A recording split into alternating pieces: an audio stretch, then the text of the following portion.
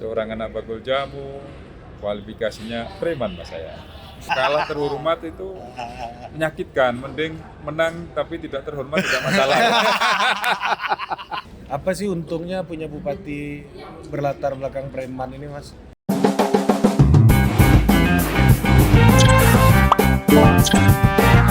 Welcome to Total Politik. Udah on? Udah on dong. Udah on ya. Jangan ditanya lagi dong. Iya, kan namanya kita check and recheck. Seperti mikrofon ini kan kita bawa dari Jakarta, ternyata filenya penuh, Bos. Pablo, Anda tolong hapus tuh filenya kalau udah penuh. Iya, yang nggak boleh Karena penuh tuh- belum tentu kita bisa hapus di tempat kan. Iya. Ini masalah kemampuan menguasai medan aja nih. Betul, iya. Ya kan? Dan kali ini kita udah kedatangan yang menguasai medan di Wonogiri. Nah, Bos. itu maksudnya. Bridging. Ada Bupati Wonogiri, Pak Joko Sutopo. Wah, Pak panggilannya jangan Pak Joko Sutopo, nggak nengok dia kalau dipanggil. Pak Joko Sutopo. Udah tepuk-tepuk nggak nengok, Bos. Pak JK, baru dia nengok. JK itu dari mana? Artinya apa, Mas? Pak JK itu lebih sebuah identitas spontan pada waktu itu.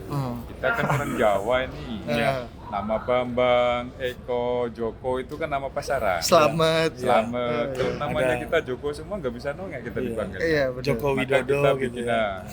kita bikin nama spontan JK, lebih kepada pembeda. Oke. Emang nama spontan di lokasi aja tuh. Ya itu Waktu apa, Pak? kita masih umur 20-an tahun lah itu, 18-an tahun itu. Agak beda sama ini ya. Kalau Bambang Pacul. Bambang Fosil. Nah, ini menarik nih Ri, ya, karena ini lagi ada pertemuan di partai ya. Pak JK ini salah satu El Komandante di Jawa Tengah ini, Iya. Bupati Wonogiri. Dan kenapa banyak orang Wonogiri itu identik sama bakso, Pak? Nah. Coba kasih Dulu penjelasan. tausiah dulu soalnya. Wonogiri bakso maka merepresentasikan Wonogirinya. Tentu ada proses panjang. Diawali dari wilayah kami ini kan masuk wilayah miskin. Kemiskinannya merah pada waktu itu, di atas 13%. Maka saat potensi daerahnya tidak punya potensi yang prospek, maka naluriah masyarakatnya merantau ke kota-kota besar. Merantau kota besar, modalnya cuma modal semangat, ikut bos-bos besar itu mas. Jadi pegawai-pegawai di kuliner-kuliner itu, Iya. setelah menguasai sekolah mulai teknis pembikinan bakso, maka mereka mulai mandiri. Oh Itu jadi menjadi- jadi gini Mas, bukan dari Wonogirinya sendiri, memang penghasil bakso. Dia udah kemudian- bawa skill iya. untuk menjajah gitu. Iya, Pak. jadi kayak kalau Padang kan gitu kan, Iya. dia di rumah makan Minangnya memang udah kuat, jadi akhirnya di diaspora kan diekspor ke seluruh Indonesia. Kalau di Jadi bukan Wonogiri gitu. beda. Kita tidak, ciri khas kita terkenal dengan gaplek, terkenal dengan nasi tiwul karena kemiskinan tadi. Jadi lebih kada diawali dari nilai-nilai filosofis, masyarakat kami punya spirit fighting yang luar biasa. Itu modal paling prioritas di Wonogiri. Ikoniknya di Wonogiri itu semangatnya. Jadi bakso bukan makanan khas kami.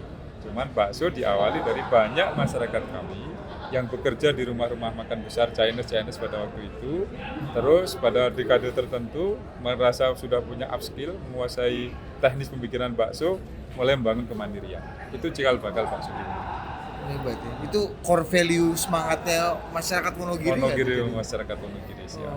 Jadi bukan sebenarnya di Wonogiri kalau nyari bakso juga mungkin sama aja kayak di Jakarta, lebih enak di Jakarta mungkin kali ya. Dan orang Wonogiri kan bahkan itu jadi ikon orang Jawa Tengah di Ya. mana-mana kan. Karena memang masyarakat kami yang merantau secara statistik cukup tinggi, 38% masyarakat kami yang perantauan. Artinya punya aktivitas ekonomi mobil di kota-kota besar, itu hampir 38%. Dulu Mas Jekek pernah ngerantau juga tuh. Wah saya anaknya Bagul Jamu, pasti saya ikut merantau. Oh, maksudnya. Oh gitu. Saya ini anaknya orang miskin, ibu saya Bagul Jamu gendong. Bapak saya Bakso juga. bakso pikul tetap. Bakso pikul. Karena Di dari- Wonogiri? Di Jakarta. Oh Jakarta? Di Jakarta. Oh jadi termasuk Wonogiri yang merantau yang berdiaspora nih. Ri? Berdiaspora. Iya. Tapi jangan-jangan lahir di Jakarta lagi. Kami lahir di Wonogiri. Oh, lahir di Wonogiri. Cuman pernah merasakan merantau di Jakarta. Oh, dibawa sekeluarga, Pak. Nah, kan kalau Minang ini dan mungkin Bugis ya, rantau itu kan jadi core value masyarakat yang kemudian membentuk kultur dan politik masyarakatnya gitu ya. Di Wonogiri sendiri ini juga baru tahu kita ternyata budaya bakso adalah budaya diaspora dan rantau dari Wonogiri. Iya, gitu. dan orang rantau itu kalau di kampung saya, Pak, Mas, itu bisa mempengaruhi hasil pemilu di kampung tuh. Nah, gitu. Nah, gimana memetakan nih Mas Jake, kultur diaspora Wonogiri yang udah sangat terkenal, menasional itu ya, dan hubungannya dengan core value politiknya masyarakat Wonogiri. Bicara core value politik tentu di situ ada culture, ada kultur, ada peradaban sosial yang itu tentu harus dirangkai dengan sebuah format yang tepat. Tokoh-tokoh perantauan biasanya menjalin komunikasi yang baik dengan kami karena masyarakat kami patrastiknya masih cukup kuat. Jadi kalau orang yang sugih, orang yang kaya, orang punya mobil itu pasti punya pengaruh di lingkungan. Itu artinya sugih semua tuh. Sugih, kaya, punya mobil. Iya. Artinya sama. Artinya orang Dalam sebuah bangunan kekayaan ya. dia pasti punya pengaruh di wilayahnya masing-masing. Nah, dari pengaruh itu kita secara kultural politik melakukan pendekatan kepada beliau-beliau agar ada support, ada dukungan, ada kebersamaan, sekaligus ya kita membawa program-program yang pro kepada masyarakat. Oke. Jadi ada kolaborasi antara ketokohan, program pemerintah di mix itu, akhirnya lahirlah itu. Nah, kalau Mas Jekek ini jadi kepala daerah dulu, modal utamanya apa dulu, Mas?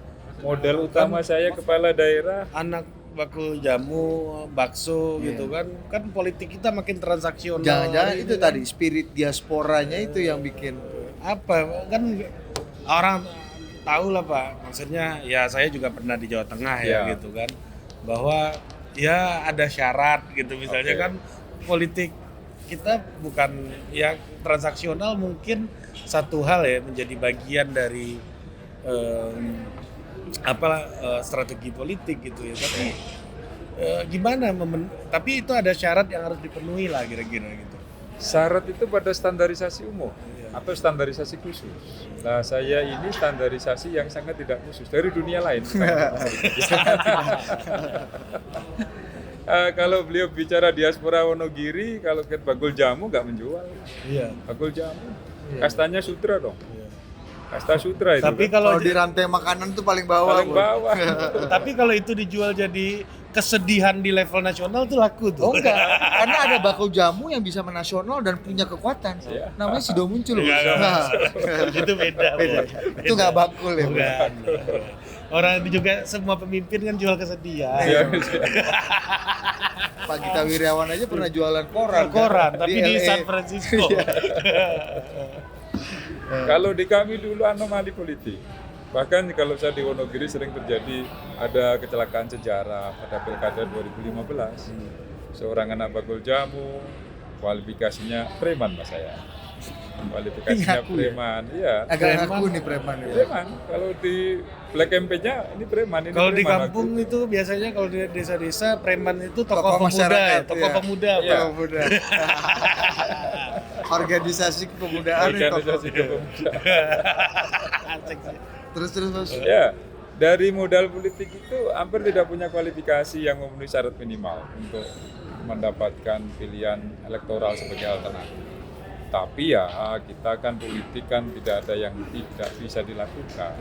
Atas saran Komandan Pacul pada waktu itu terus tempur terus, nggak boleh berhenti, nggak boleh menyerah sampai titik darah penghabisan, bahasa beliau seperti itu. Oh siap, Sikat terus. siap, seru. Jikalau Diko Ya, kalau Diko kalah terhormat itu menyakitkan. Mending menang tapi tidak terhormat tidak masalah. Ya, kalau terhormat tuh tetap kalah. Tetap kan? kalah. Ya ujungnya nggak terhormat juga. Terhormat juga, kalah. Sakit kita. Oh iya.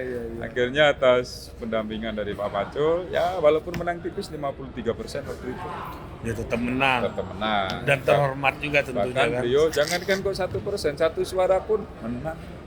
Gitu. Yang penting menang. Yang penting menang. Maka dari proses menang itu next apa nih yang akan dilakukan? Kira-kira pesan beliau seperti itu. Nah itu tadi kan background preman. ya secara terbuka. Iya. Mas Diakui. Jekek bilang kita udah melembut-lembutkan Iya. loh kita padahal kan. Tapi bos dari nama JK aja nggak mungkin itu guru pengajar atau ya kan agamawan itu agak sulit bos. Iya, betul. Iya kan Gus JK kan nggak enak bos. Pasti kalau tokoh kepemudaan. Atau kepemudaan, penggerak akar rumput Iya. muda gitu kan. Pokoknya dia- anarki Iya. lah. Dia sebut preman bos. Preman. Untuk memudahkan masyarakat total politik ini memahami profesi dia. Ya Iya kan? benar-benar. Nah, apa maksudnya dari ya latar belakang tokoh pemuda lah ya kan ini bersentuhan langsung dengan hari-harinya masyarakat berarti ya. Nah, dalam pengorganisiran gitu ya. Ini kan Mas Jekek juga udah diuntungkan dengan partainya PDI Ya. Perjuangan yang memang di Jawa Tengah udah tutup mata lah atau memang ada kerja-kerja elektoral yang spesifik dibanding di samping kekuatan PDI Perjuangan yang memang sudah mengakar ya. Bahasa manusianya, lu siapa aja di Jawa Tengah ibaratnya kalau PDI Perjuangan kemungkinan besar tuh udah 2 langkah lebih maju dibanding lawan. Boleh, tetapi kita harus bicara real politik. Tidak semuanya calon dari PDI sukses, ya kan? Pilkada. Tidak semua elektoral di kabupaten kota itu stabil, stuck, atau bahkan ada yang turun. Itu real. Maka dibutuhkan improvisasi. Improvisasi politik apa yang dilakukan agar supaya legitimasi partai terbangun dan legitimasi personalnya terjaga. Maka dibutuhkan inovasi-inovasi. Yang saya lakukan adalah bahwa kita punya modal partai nasionalis ya, PDI Perjuangan. Modal 53% nggak bisa tegak dong kita. Menang 53%. Hancur semua badan digebukin begitu kan. Susara, macam-macam, transaksional. Maka yang kita lakukan adalah mengkolaborasikan. Saya menang di interaksi dengan masyarakat. Tanpa sekat, tanpa batas. Jadi saya bisa mereport.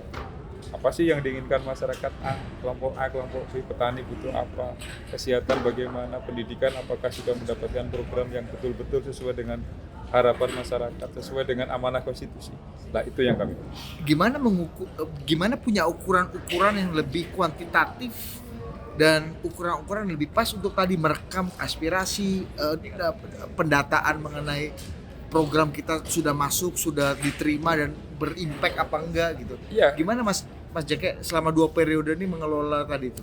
Kita Kan tadi ada basisnya beberapa. katanya Wonogiri ini kemiskinan kan, Iya. nature ini ya kan. Makanya kenapa dia 13,35% pada waktu itu. Zonanya merah. Setelah kita ambil datanya, IPM kita rendah, IDM kita rendah, angka kemiskinan kita cukup tinggi. Apa sih problemnya? Oh masalah pendidikan, oh masalah kesehatan. Nah dari data ini yang kita buka. Oh angka putus sekolah kita berapa nih? IPM kita berapa nih? Indeks pembangunan manusia kita waktu itu baru di angka 67. Maka yang kita intervensi.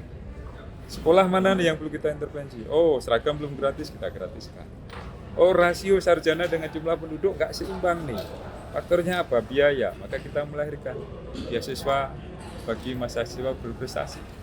Oh kita menjamin ini dengan BOSDA. Ada BOS reguler, berkuat dengan BOSDA. Artinya apa? Sekolah harus gratis.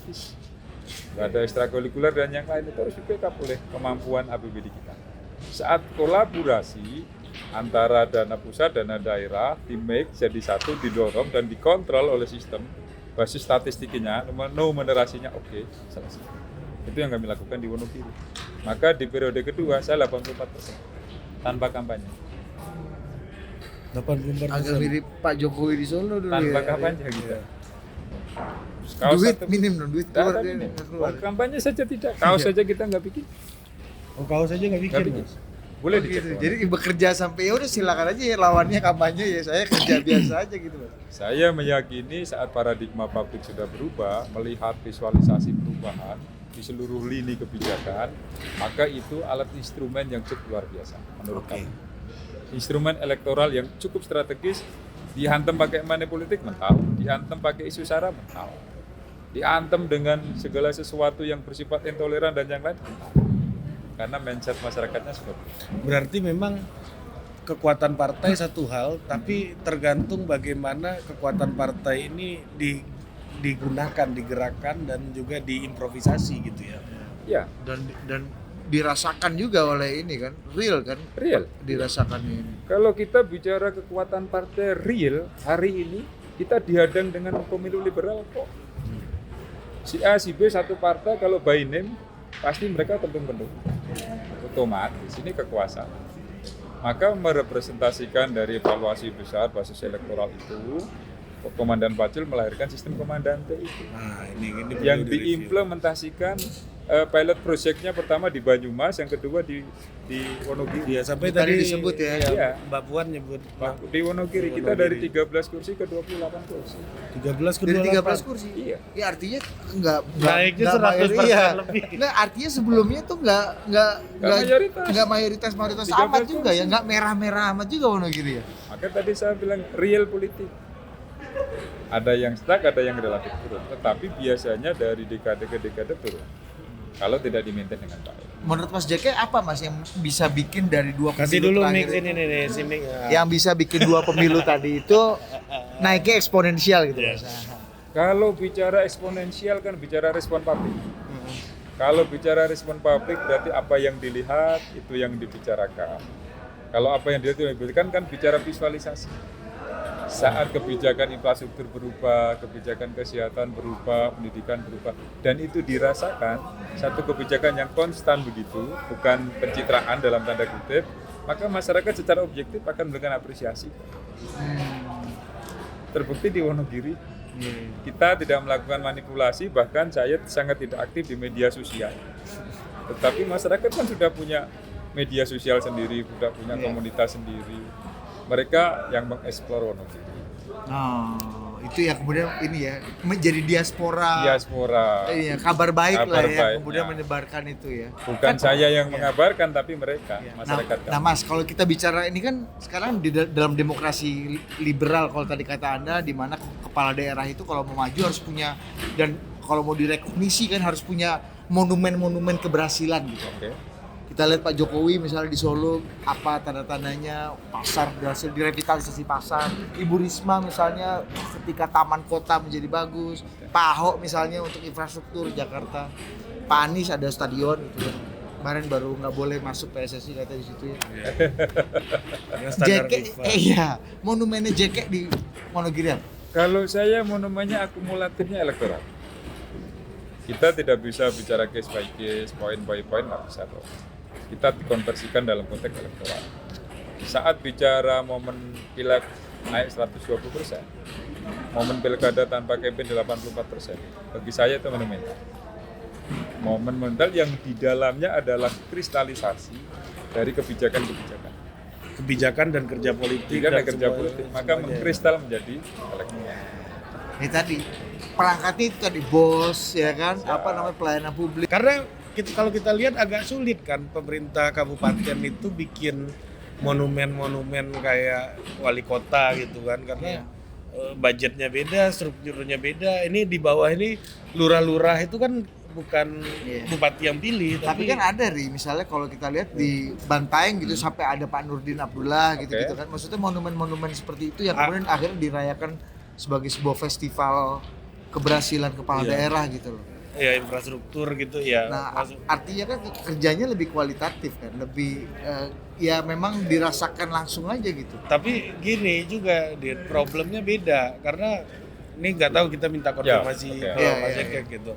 Problemnya beda. Kabupaten ini orang dari lahir, bangun tidur sampai meninggal itu pemerintah ini harus hadir. Kalau di kota itu ada swasta yang ngerjain, ada segala macam.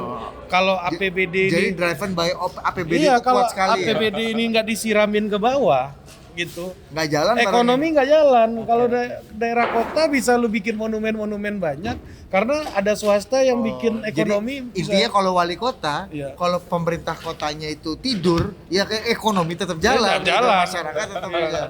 Bener nggak kayak gitu Ya, kira-kira? itu problem culture kita, problem culture kita ya. Kalau Gua kan bicara memang di daerah, kabupaten kan tentu beda, karakteristiknya pasti beda.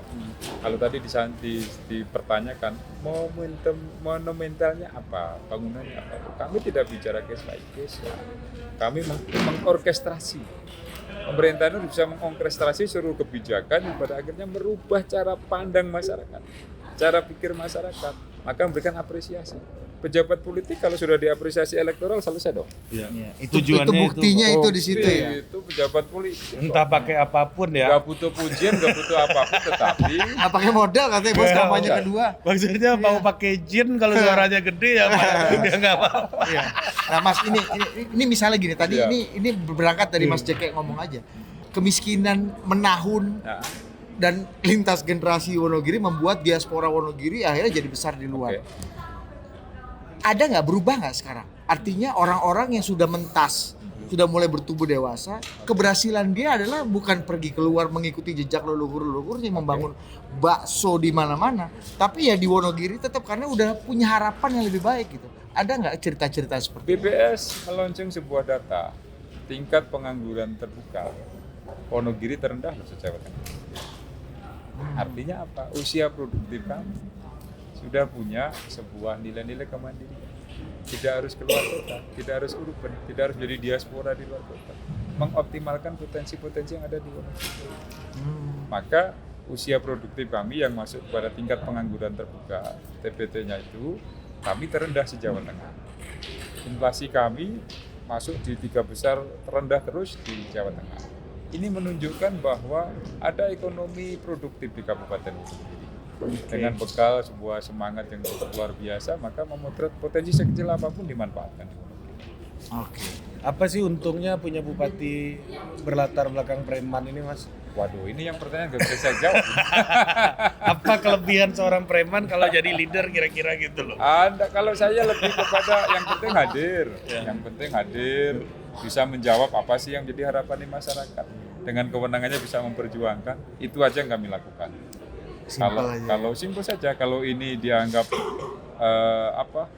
pesan pertama begitu menggoda, ya selanjutnya terserah. Kan harapan gue tuh jawabannya gue nggak takut sama siapa aja. Wah. Ya kan lu mau ancam-ancam gue kan, nah misalnya gitu. Ini Wonogiri, Bos. Iya enggak. Beda. Ini cara Approach beda. karena cara Pak Menko kan, aku tunjukkan data ke muka kau. Misalnya gitu. Ya, Itu emang bukan Bu- preman. Tapi Enggak boleh. Itu kan tegas aja. lu maksud lu? Enggak. Ah, ini Mas yang terakhir Mas. Ini kan tadi Mbak Puan kan berkali-kali bilang Iya. Jawa Tengah harus jadi benchmark Oke. PDI di seluruh Indonesia. Solid. Kalau ada riak-riak sedikit boleh, tapi kembali ke barisan. Oke. Nah, ya kita tahu nih fakta politik yang terkini. Ada tokoh juga di Jawa Tengah yang kemudian jadi sosok yang diperhitungkan. Oke. Jadi nggak apa-apa ini Ada. jalan. Oke. Ada sosok di Jawa Tengah yang diperhitungkan juga akan punya posisi di nasional gitu. Oke. Sementara ada sosok Mbak Puan juga yang tadi juga kalau kita lihat animonya tentang Puan jadi presiden itu juga tinggi. Oke. Dan ada Mas Ganjar lah sebut aja gitu ya. Sebut Ada- aja lah. Sebagai insan Jawa Tengah gimana menanggapi? Melihat ada 2 kader PDI terbaik ini. Soliditas itu bukan kita barisannya rapi, gerakannya rapi, langkahnya rapi, tidak. Soliditas yang paling esensial adalah cara berpikirnya harus solid juga dong. Cara berpikir sebagai sebuah organisasi besar bernama PDI Perjuangan, maka kita harus punya instrumen kepartean. Kita harus tegak lurus terhadap seluruh kebijakan partai. Maka solid menurut seorang JK bukan duduknya harus rapi, barisannya harus rapi, tetapi cara berpikirnya harus rapi. Cara berpikirnya harus berdisiplin. Disiplin seorang kader partai adalah disiplin terhadap keputusan organisasi tertinggi dalam partai. Kami tidak ada melihat ada si A, ada si B, ada si C. Disiplin kami adalah menunggu instruksi partai. Karena kesulitan ditandai dengan kedisiplinan dalam berpikir, dalam bersikap, dalam bertindak, dalam berucap. Nggak ada spekulasi di kami. Oke. Namanya disiplin. Itu. Kalau hanya baris, hansip baris juga rapi, Bos. Iya. Oke. Mantap juga. Iya. Iya.